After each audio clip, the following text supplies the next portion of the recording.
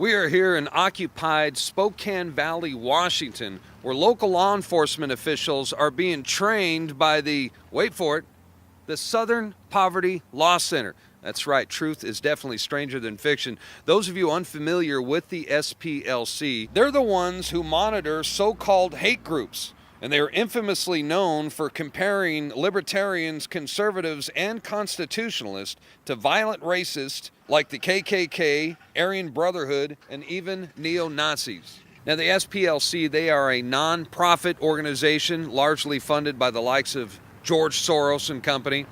And their rise to power is really escalating right now. They have multi-millions of dollars invested into this organization, and they have totally infiltrated the leftist lapdog mainstream media.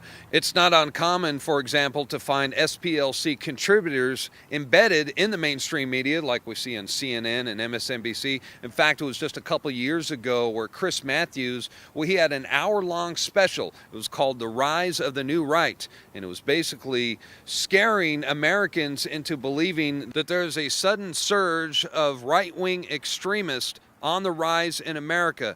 And they even went as far as implicating that Alex Jones is part of that threat. Now, the list is always absurd. I'm going to name some of the people and organizations that have been listed on the Southern Poverty Law Center's hate watch list. Names like Larry Pratt from Gun Owners of America, Pastor Chuck Baldwin, Joel Skousen, Judge Napolitano from Fox News, according to the SPLC, could be an extremist.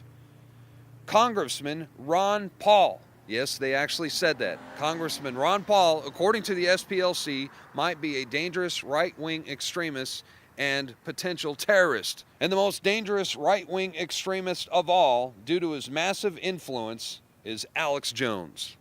So what happens when the SPLC trains our nation's police departments? Well, let's take a look. The nice thing about this piece of equipment is that if somebody is directing fire toward a team that's trying to get in, they safely can pull right up to a front, take enemy fire, and still try to address a threat without being fear of getting shot. So I'm thinking that is totally appropriate in Iraq, but what kind of a situation in the U.S. would you see that happening? I mean, we've got a lot of constitutionalists and a lot of people that stockpile weapons, a lot of ammunition. I mean, we've got a lot of constitutionalists and a lot of people that stockpile weapons, a lot of ammunition. They have weapons here locally. Well, you heard him right, ladies and gentlemen. That deputy just said that the MRAPs that were used for combat missions in Iraq and Afghanistan, they are now being used to target constitutionalists and gun owners. Needless to say, the residents of Spokane Valley aren't too happy about those comments. That's why this weekend they are organizing a protest against the military establishment and the occupying police force, not only here in Spokane Valley, Washington, but across the entire United States. So come out here and join us in Spokane Valley. It'll be in front of the police station this Saturday at 2:00 p.m. And let's send a message to the sheriff and to the federal government that the militarization of our nation's police departments will not be tolerated. Again, that's this Saturday, 2:00 p.m., Spokane Valley, Washington. We'll see you there. This is Darren McBreen, InfoWars.com.